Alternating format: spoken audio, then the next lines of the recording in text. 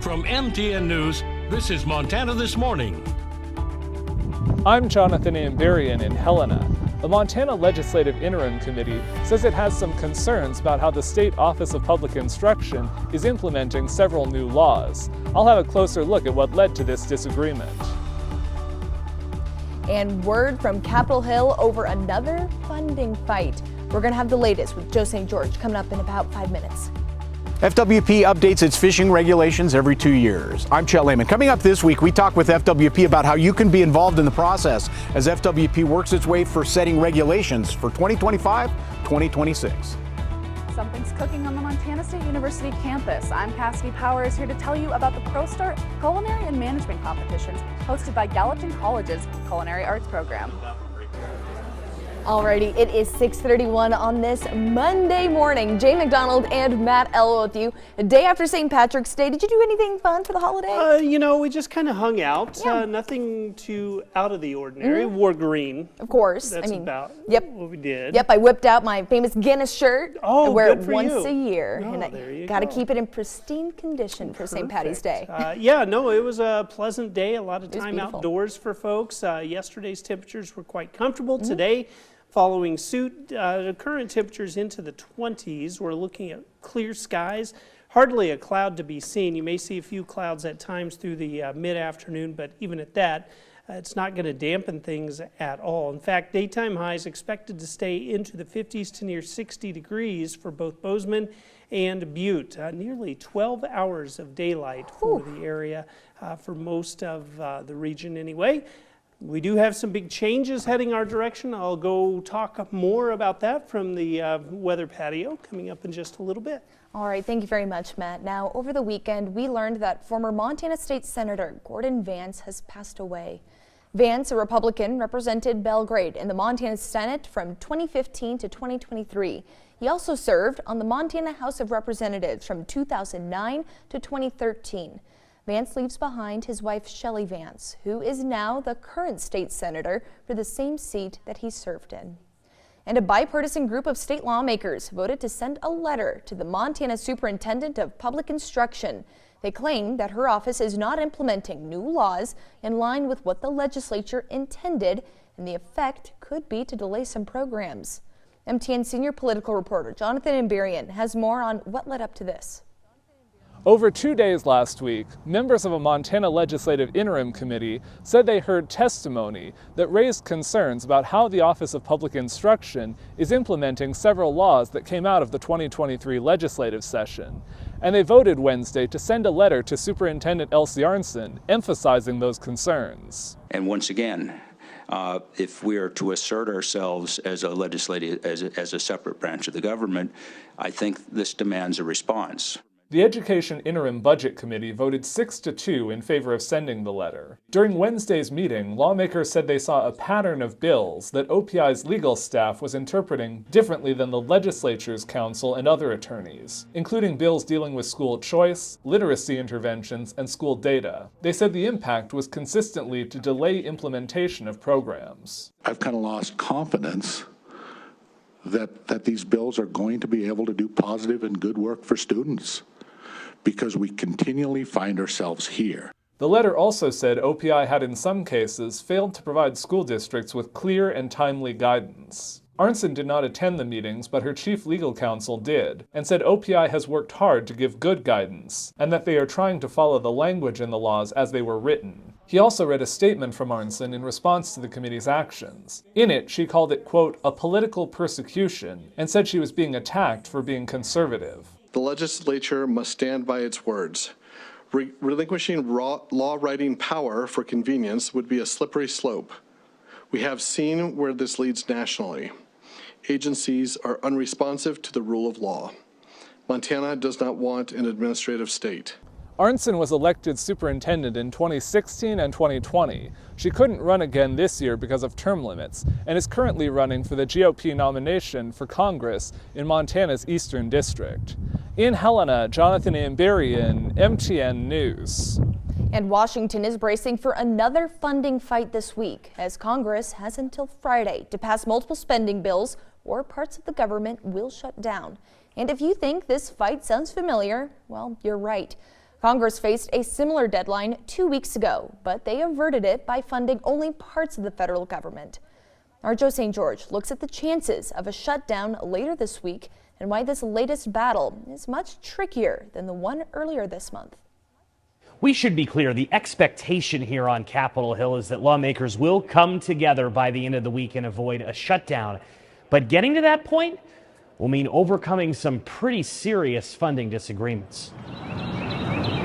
As the week begins, another new funding fight in Washington. You see, these are the 12 appropriations bills that Congress passes, generally at the same time, in order to keep the government running. Earlier this month, however, Congress only funded these departments. The rest face a March 22nd deadline to be funded, or a government shutdown could kick in.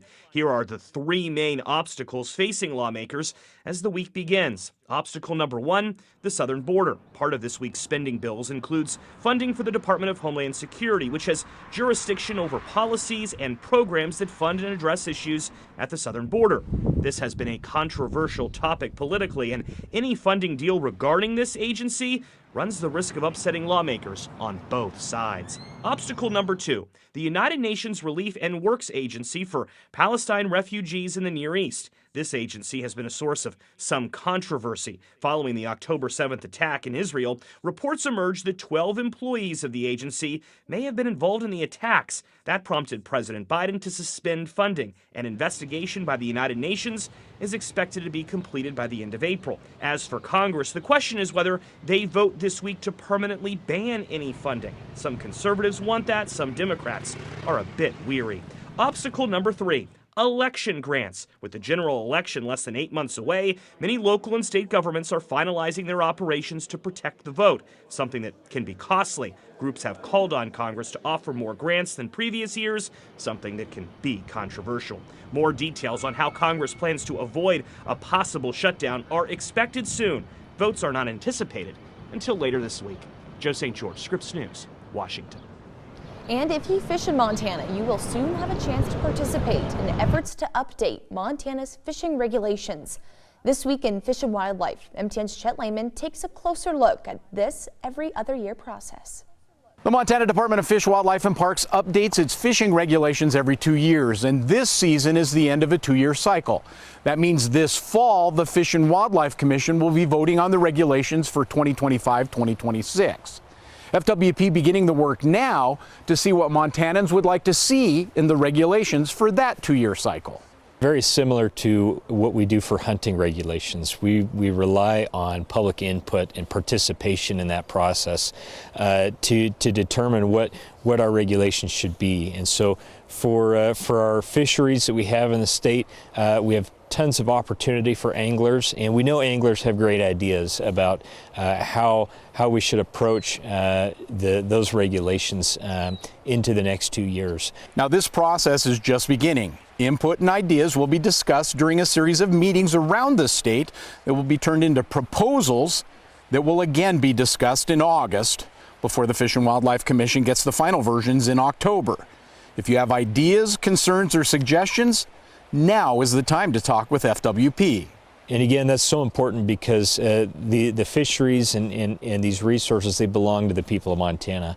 This is their opportunity to weigh in and to talk about, you know, what's going well, what could we change and improve, and what people would like to see for these resources. The first meeting for Fish, Wildlife and Parks Region 3 will take place on March 28th at Region 3 headquarters in Bozeman. For a list of other meeting sites around the state, head on over to the FWP website. This week on the Gallatin River near Bozeman, Chet Lehman, MTN News. Thank you very much, Chet. Now, Thursday morning, Montana State was cooking as the Gallatin College Culinary Arts Program hosted the Montana ProStart competition. And our Cassidy Powers takes a closer look at this culinary and management showdown to see what these high schoolers are making. Caesar salad, blackened shrimp, steak with root vegetables, and tagalum. That's what this Laurel team of culinary arts students is cooking up today at the ProStart Culinary Arts Competition.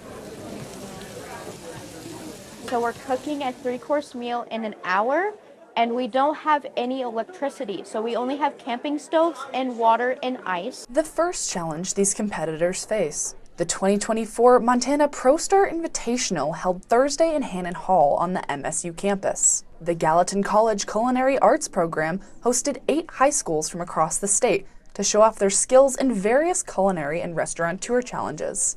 But what is ProStart and how does this program produce such talented chefs? ProStart is a 2-year curriculum based in culinary arts and culinary management to give students some industry experience while they're still in high school. Which means these high schoolers are cooking at the same level as some 5-star restaurant chefs. But this competition is not only judged on cooking skills. So the judging actually involves professionals from the field, and they're in different areas. Like we have some looking at teamwork, we have some looking at safety and sanitation. The chefs also created a business pitch for a restaurant, from the menu to how they will market and operate the business as well. Everybody knows restaurant work can be hard. Culinary work can be hard. There's a lot more avenues for people to find their niche in culinary, but it's still a lot of hours. So these kids are making a conscious decision to want to be chefs. Mike Dean is the director of the Culinary Arts program for Gallatin College. He's excited by what these high schoolers can do. It's the next generation. It absolutely is. And although only one team wins, they all get the chance to show off their passion of being a chef. Well, my cousin cooks, and it kind of runs in the family. My grandma cooks on both sides of the family, and so it was an interest of mine. In Bozeman, Cassidy Powers, MTN News. What an amazing opportunity. Thank you so much, Cassidy, for bringing us that story. Now, we're going to take a short break here on Montana This Morning, but when we come back, we know inflation hasn't shifted much in the past few months. So we're going to be looking at whether cashback apps are worth a shot so you don't waste your money. I'm John Matteries. With the cost of everything so high these days, how'd you like to get a little money back with many of your purchases? I'll show you how to do it coming